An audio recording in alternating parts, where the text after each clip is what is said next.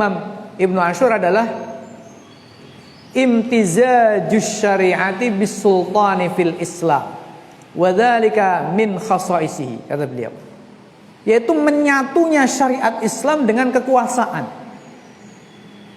Wa dzalika min khasaisi, ini adalah keistimewaan Islam, agama lain nggak punya. Begitu. Imtizajus syariah bis sultan, menyatunya syariat dengan kekuasaan. Jadi no dengan sekularisme. Jadi Islam itu lawannya sekularisme. Karena sekularisme itu berarti maknanya memisahkan antara kekuasaan dengan syariat. Ya, memisahkan antara kekuasaan dengan syariat. Itu sekularisme. Gak boleh ada Islam, gak boleh ada agama mengatur kekuasaan, kira-kira seperti itu. Sementara dalam Islam, kekuasaan itu menyatu dengan syariat, syariat itu menyatu dengan kekuasaan. Sehingga Imam Al-Ghazali mengutip, menirukan perkataan ulama lain dalam kitabnya Al-Iqtisad fil I'tiqad. Ya, beliau mengatakan, walidha qila, oleh karena itu dikatakan, ad-din was sultan tau'aman, agama dan kekuasaan itu tau'aman, dua saudara kembar. Mungkin bahasa kita bukan dua saudara kembar, tapi bayi kembar siam, gak bisa dipisahkan. Ya, gandeng dari siji gitu. Ya, bayi kembar siam, bukan hanya saudara kembar. Nah, saudara kembar bisa beda-beda, bahkan bisa laki-laki, bisa perempuan. Ini dua bayi kembar ya, siam, gandeng, tahu aman. Al-Ghazali mengatakan walidzalika qila ad-dinu ussun, agama ini sebagai fondasi, was-sultanu harisun, sementara kekuasaan ini penjaga. Famala ussa famahdum, apa yang tidak ada fondasinya akan roboh. Wa mala harisah fadha'i, apa yang tidak ada penjaganya akan tersia-siakan.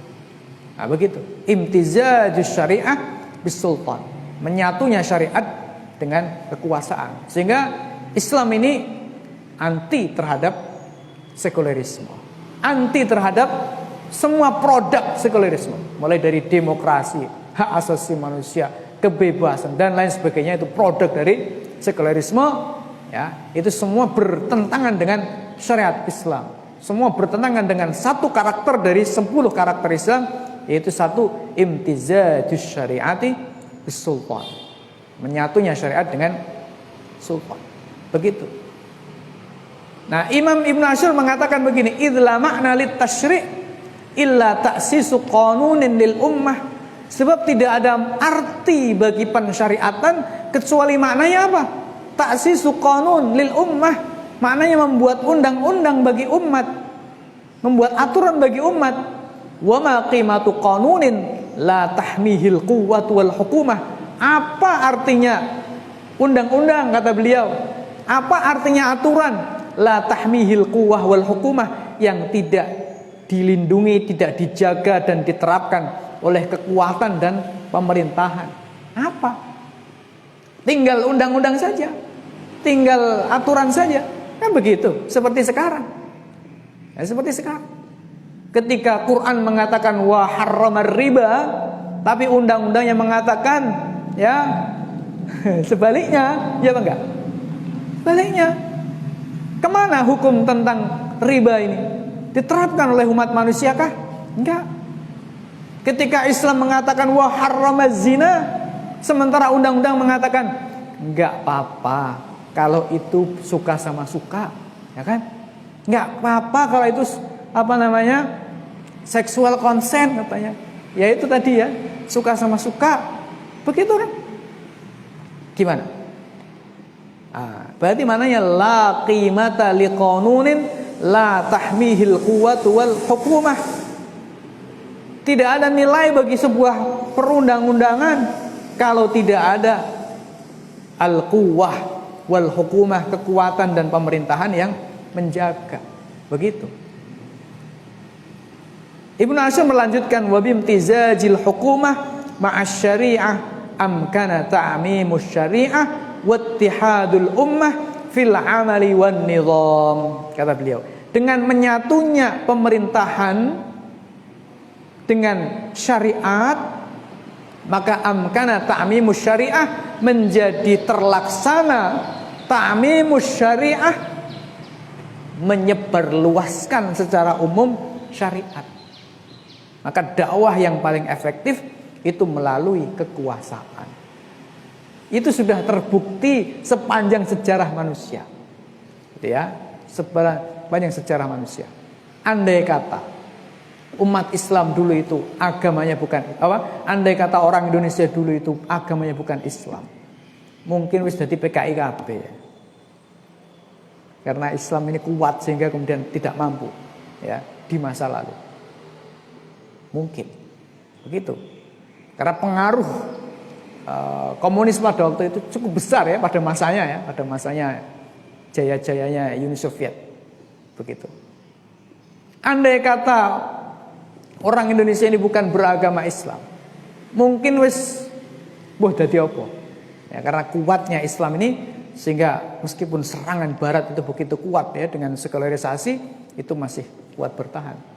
Tetapi kalau kita bicara tentang ta'mimul Islam, nasrul Islam, penyebaran Islam, itu tidak akan bisa masif, tidak akan bisa yang sifatnya sangat masif ya, kecuali melalui kekuasaan. Begitu. Andai kata ada kekuasaan Islam yang menyebarkan Islam, maka ya saya kira ya penduduk dunia yang memeluk Islam itu bukan hanya 1,7 miliar ya, tapi bisa jadi adalah mungkin ya, bisa jadi mungkin sekitar berapa ya? Ya mungkin 5 miliar atau mungkin 6 miliar ya, sisanya 1 miliar itu tentunya dibagi-bagi. Gitu.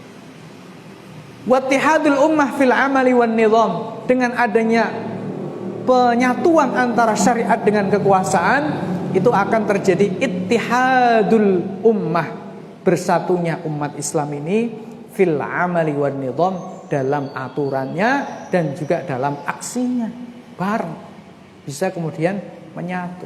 Nah, umat Islam gak bisa menyelamatkan Palestina misalnya. Kenapa?